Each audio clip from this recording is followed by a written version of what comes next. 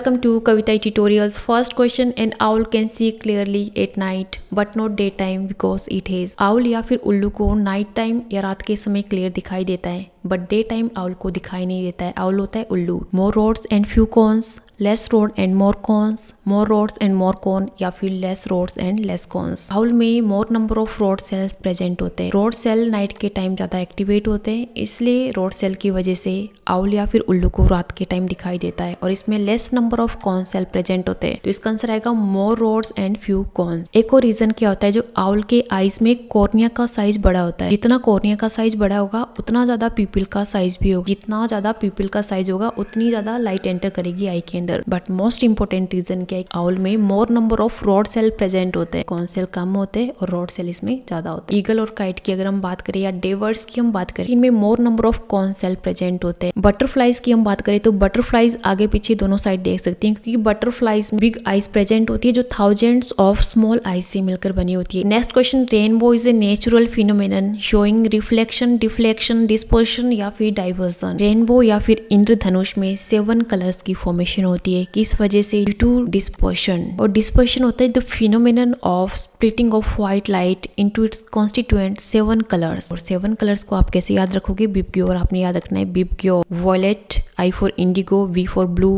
G for green, Y for yellow, O for orange, R for red. Next question, the amount of light entering the eye is controlled by. हमारी आई के अंदर कितनी light enter करेगी ये किस पर depend करता है, या फिर अमाउंट ऑफ लाइट को कौन कंट्रोल करता है हमारी आईज में? आई लेंस, कॉर्निया, आइरिस या फिर ciliary muscle. Amount of light entering the I is controlled by iris. ये आइरिस, और आइरिस में पिगमेंट प्रेजेंट होता है. आप देखते हो कुछ आइज का कलर ग्रे होता है, कुछ का ब्लैक होता है, कुछ का ब्लू होता है due to presence of pigment. ये पिपल है, जितना ज्यादा पिपल का साइज होगा उतनी ज्यादा लाइट एंटर करेगी आइज के अंदर. बट पिपल को भी कौन कंट्रोल करता है? आइरिस. अमाउंट ऑफ लाइट को कौन कंट्रोल करेगा? Directly iris. Next question, light enters the eye through. Eye में किसके थ्रू लाइट एंटर करती है? आई लेंस के थ्रू, पीपल से, कॉर्निया से या फिर रेटिना से?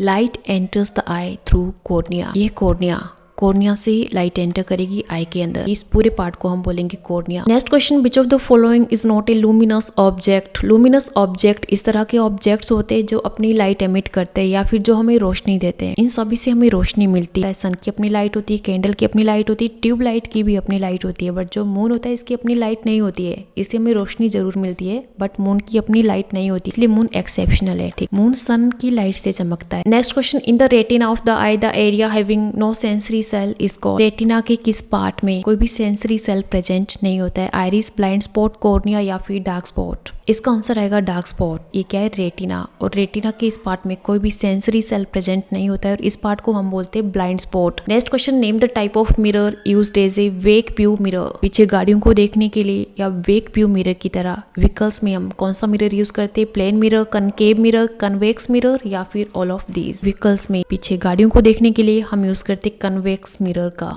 याद रखना, convex mirror. Next question, in our I dash cells can sense colour. इस सेल की वजह से हम डिफरेंट कलर्स को ऑब्जर्व कर सकते हैं, हम सेंस कर सकते हैं. रोड सेल की वजह से, कॉन सेल की वजह से, both rod and cone cell या फिर neither rod nor cone. Due to presence of cone cell हम डिफरेंट कलर्स को सेंस कर सकते हैं और साथ में कॉन सेल की वजह से हमें डे टाइम या दिन के टाइम दिखाई देता है. Next question, what is the nature of image formed on the retina of human I of an object. Human आई के रेटिना पे इमेज फॉर्म होती है. किस टाइप की इमेज फॉर्म होती है? Virtual and erect, virtual and inverted, real and inverted या फिर रियल एंड इरेक्ट? रियल और इन्वर्टेड. ये आप देख सकते हो इमेज किस पार्ट में फॉर्म होती है? रेटिना में. ह्यूमन आई में किस टाइप की इमेज फॉर्म होती है? रियल और साथ में inverted image. Next question, what is the phenomenon of light bouncing back into the same medium is called. इस तरह के फिनोमेनन को हम क्या बोलेंगे? में लाइट सरफेस को स्ट्राइक करने के बाद सेम मीडियम में बाउंस कर जाती है. इस फिनोमेनन को हम बोलते हैं reflection of light, refraction of light, dispersion of light या फिर स्प्लिटिंग ऑफ लाइट. इस प्रोसेस को हम बोलेंगे रिफ्लेक्शन ऑफ लाइट. ये reflection of light, incoming light को हम बोलते हैं इंसिडेंट लाइट या फिर incident ray. Incident ray mirror surface को स्ट्राइक करने के बाद सेम मीडियम में बाउंस कर जाती है और जो रे वापस बाउंस करती है इस रे को हम बोलते हैं रिफ्लेक्टेड रे. मिरर सरफेस या फिर रिफ्लेक्टिंग सरफेस के पेंडिकुलर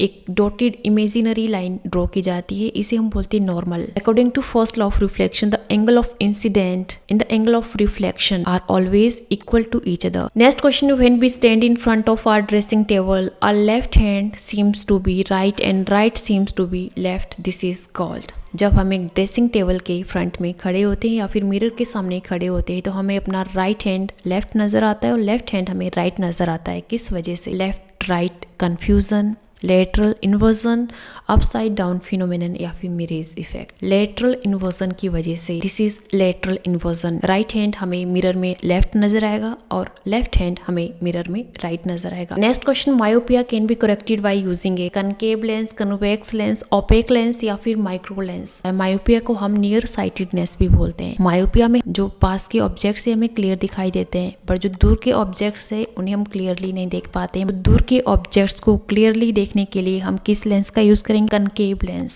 concave lens is used in myopia. और हाइपरमेट्रोपिया हम बोलते हैं फार साइटेडनेस। हाइपरमेट्रोपिया या दीर्घ दृष्टि दोष में दूर की वस्तुएं हमें क्लियरली दिखाई देती है बट पास के ऑब्जेक्ट्स हमें क्लियरली नहीं दिखाई देते। पास के ऑब्जेक्ट्स को क्लियरली देखने के लिए हम यूज करेंगे कन्वेक्स लेंस का। Next question, the image found by a camera and a simple microscope are respectively. Camera और सिंपल माइक्रोस्कोप में किस टाइप की इमेज फॉर्म होगी? Real and real, real and virtual, virtual and virtual या फिर virtual and real, real and virtual. Virtual image होती है जो हमें वर्चुअल वर्ल्ड में दिखाई देती है। जैसे मिरर में हम अपने आप को देखते हैं तो इमेज को हम टच नहीं कर सकते हैं बट फिर भी इमेज फॉर्म होती है। इस तरह की इमेज को हम वर्चुअल इमेज बोलते हैं। और रियल इमेज होती है जो रियल में लाई करती है, जैसे कि स्क्रीन में हमें जो इमेज दिखाई देती है वो रियल इमेज होती है। कैमरा और सिंपल माइक्रोस्कोप में जो इमेज फॉर्म होगी कौन सी होगी? रियल और virtual image. Next question, visually impaired people can read and right using. इस तरह के लोग जिन्हें दिखाई नहीं देता है किसकी हेल्प से वो पढ़ सकते हैं और लिख सकते हैं? इलेक्ट्रॉनिक राइटर की हेल्प से, डिजिटल पेन्स की हेल्प से, ब्रेल सिस्टम की हेल्प से या फिर हेयरिंग एड्स की हेल्प से। Visually impaired people can read and write using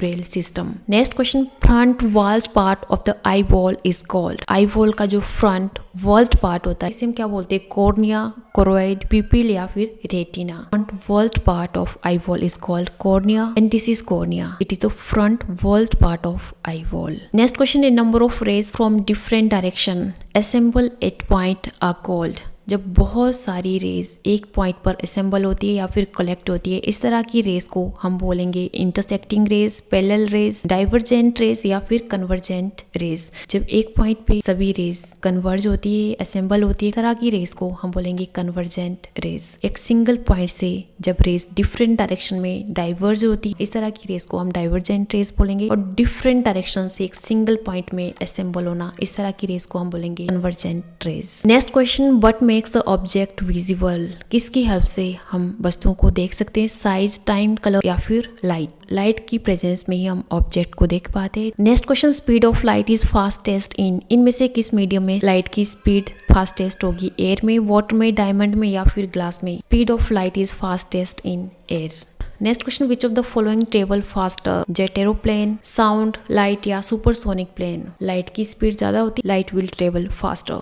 next question, the lens present in I is. हमारी आई में कौन सा लेंस प्रेजेंट होता है? कन्वेक्स लेंस, कनकेव लेंस, इधर कन्वेक्स और कनकेव लेंस या नन ऑफ दीज। हमारी आई में प्रेजेंट होता है कन्वेक्स लेंस और कन्वेक्स लेंस का यूज किया जाता है पास के ऑब्जेक्ट्स को क्लियरली देखने के लिए। मतलब हाइपरमेट्रोपिया में हम यूज करते हैं कन्वेक्स लेंस का, मायोपिया में हम यूज करते हैं कनकेव लेंस का। Next question, the focal length of the eye lens is changed by retina, iris, pupil या फिर ciliary muscle. Focal length of eye lens is changed by ciliary muscles. Next question, dash refers to collection of rays. Collection of rays को हम बोलते हैं photon, beam, shadow या image. Collection of rays is called beam. Next question, the image formed by a plane mirror is real and inverted, real and erect, virtual and inverted या virtual and erect. Virtual and erect image is formed in plane mirror. Next question, the human eye forms the image of an object at its. हमारी eyes में किस part में image form होती है? Iris में, cornea में, पिपिल में या फिर रेटिना में? Image is formed at retina. As usual last question आपके लिए, लास्ट क्वेश्चन आप सोल्व करोगे और आंसर आपने मुझे कमेंट करना है। Smooth shining surface which rebounds the light back in the same time और different direction is called mirror, lens, reflection of light या फिर पॉइंट ऑफ इंसिडेंट? आंसर जरूर कमेंट कीजिए। होपफुली सभी क्वेश्चंस आपके एग्जाम्स के पॉइंट ऑफ व्यू से आपके लिए हेल्पफुल हो गए। वीडियो से रिलेटेड डेली अपडेट्स के लिए कविता ट्यूटोरियल्स को सब्सक्राइब कीजिए, साथ में बेल आइकन पे प्रेस कीजिए ताकि अगर आपको वीडियो अच्छी लगी हो तो वीडियो को लाइक कीजिए, अपने दोस्तों के साथ शेयर कीजिए। Thank you. जय हिंद, जय भारत।